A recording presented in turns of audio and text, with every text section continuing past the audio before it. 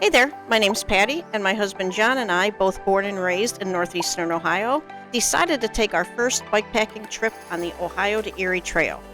The trip took us 8 days, 7 nights. Here's our adventure. The Ohio to Erie Trail that stretches from Cincinnati to Cleveland was the perfect opportunity for our first bikepacking trip. On day 1, we rode from Cincinnati to Waynesville, covering 54 miles.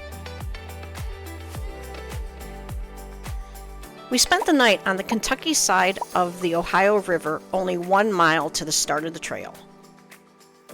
It was a crisp morning on day 1, and we were nervously excited to begin riding.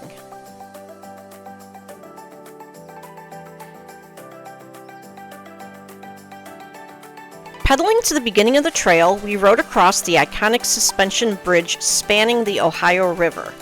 The view was really breathtaking. The river was sparkling in the morning light. It was really the perfect way to start the day.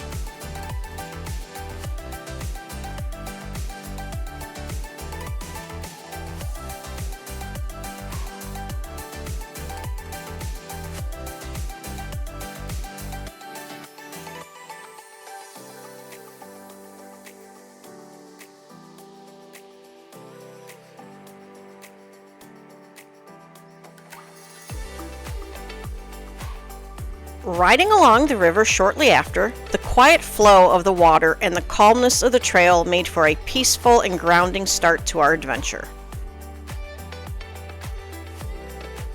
We stopped briefly at Sawyer Point Park to dip our back tires in the Ohio River.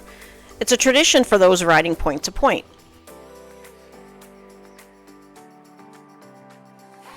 While this was pretty cool to do, and I would definitely do it again, it was a real steep ride down to the river, and I had to push my bike all the way back up the hill.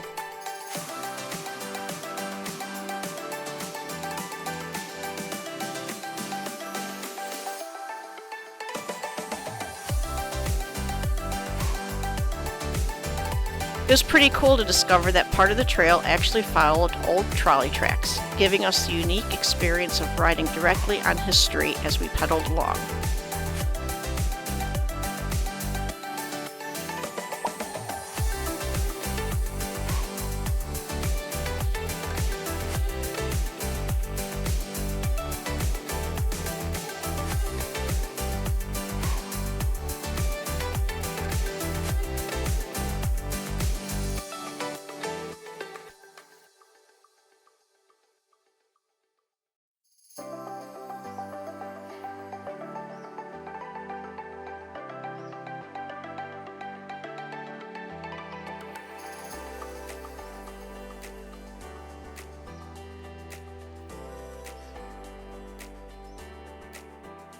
At one point, the trail took us off-road and onto regular streets, but it wasn't too bad. Traffic was light, and luckily for us, the entire stretch was downhill.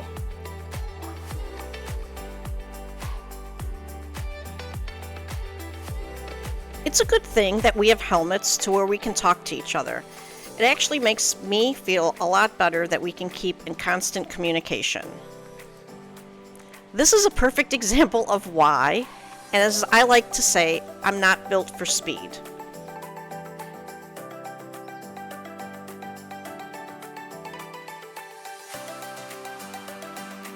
Around this time, we nearly missed our turn onto the trail. Thankfully, there were a couple cyclists stopped at the side of the road and they waved us down. One friendly guy offered to escort us all the way to the start of the Little Miami Scenic Trail. How cool was that? And talk about timing.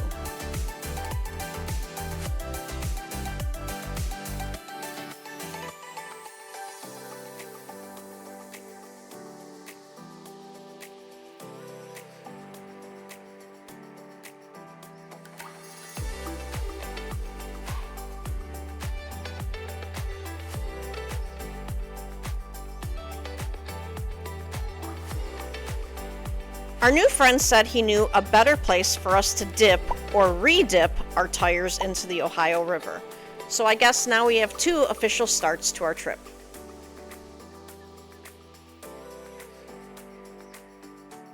It was really just awesome to follow somebody knowing we were going in the right direction, especially so early into the trip. Looking back on this now, it was really one of the only times that we were not worried about directions. Thank you so much, Joe.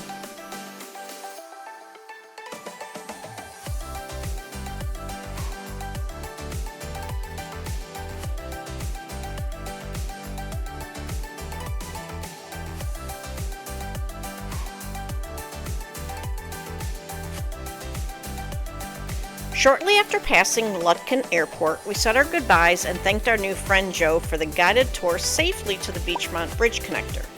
Just over the bridge, we picked up the Little Miami Scenic Trail that we rode for the rest of the day.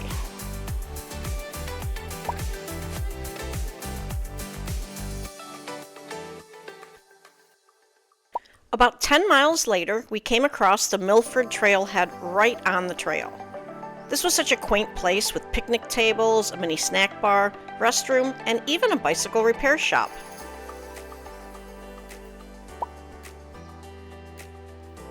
We planned our next stop to be in Loveland, about 9 miles down the trail for a sit-down lunch.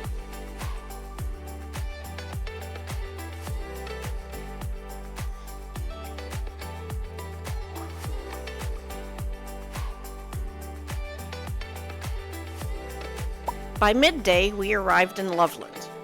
Arriving in Loveland was such a treat, with its smooth paths, scenic surroundings, and laid-back energy you could really just feel.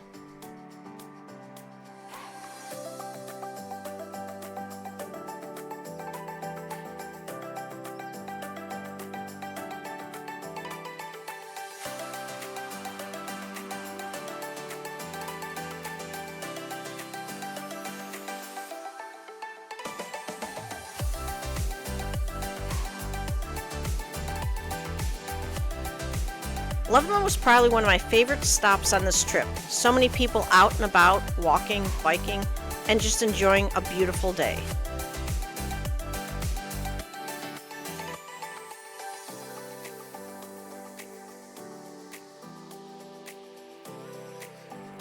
What made this town even better was being able to roll our bikes right up to lunch. We parked our bikes literally in front of this charming open-air restaurant. Loveland definitely knows how to take care of cyclists, and we couldn't have asked for a better first lunch stop on our trip.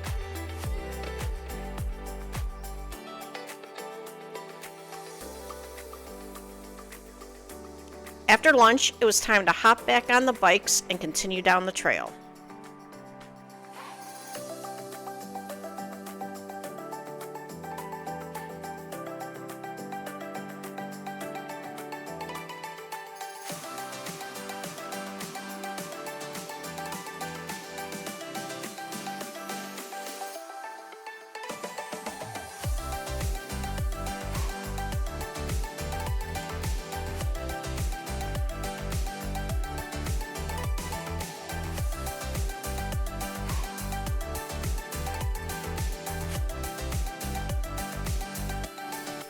Riding through the city after lunch, I noticed it had gotten a bit more crowded.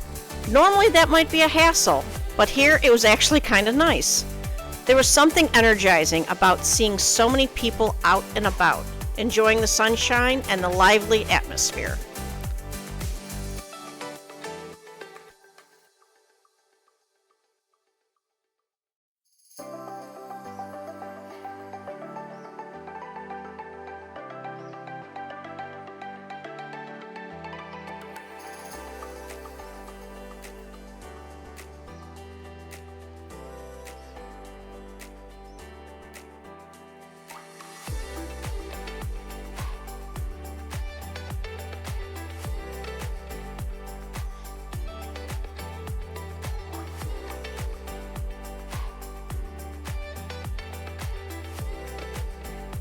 Not long after lunch, about 8 miles later, somewhere around Kings Mills, we hit our first hiccup.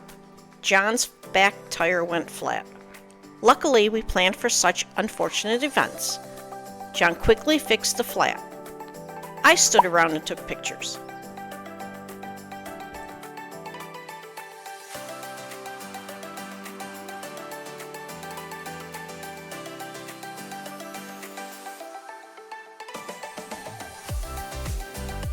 About 7 miles later, we passed through the town of Morrow. Morrow was charming to pass through, but honestly, there did not seem to be many amenities for bikepackers. Maybe just a place to rest if needed. Since we had just stopped, we decided to continue on down the trail.